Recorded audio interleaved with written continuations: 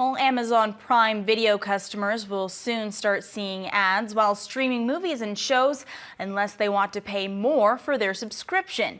The tech giant announced Friday that customers in Canada will begin seeing advertisements in early 2024. To explore this growing trend amongst streaming services, economics professor David Soberman joins us. Good to have you on our show, Professor. A great pleasure. Netflix, Disney Plus, Crave all offer ad-supported tiers of service. Now Amazon Prime. Why has this become a trend in the last year or two? Well, there's two reasons. One is obviously we're feeling a lot of inflationary pressure, and anytime you can give consumers a way to save money, especially when they might be subscribing to multiple services, that can be a real plus.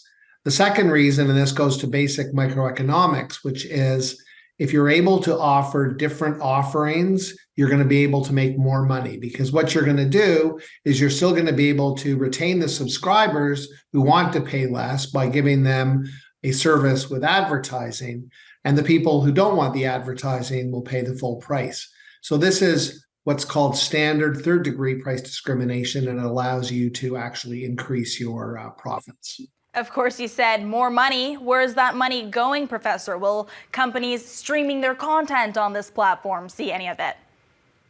Well, on the one hand, you're going to have an issue, which is that companies will be able to make more money by virtue of having offered multiple services, but at the same time, you have increased competition in this domain. You have Amazon Prime, you have Crave, you have Netflix, you have HBO, etc. And when you have added competition, that actually puts pressure on your profits. So the companies are sort of trying to fight in a profit-pressured environment of ways to increase the amount of money that they're making.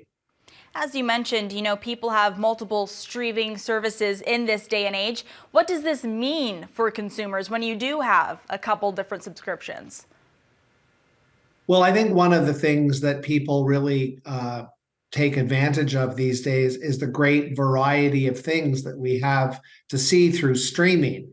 And when you are able to offer certain services with advertising that cost a little bit less, it means that you're going to probably have a bigger subscriber base and a bigger opportunity to market your materials. So I think it's good for companies, and to be honest with you, I think it's good for firms as well. Where this would be a problem is if you only had one supplier of streaming content.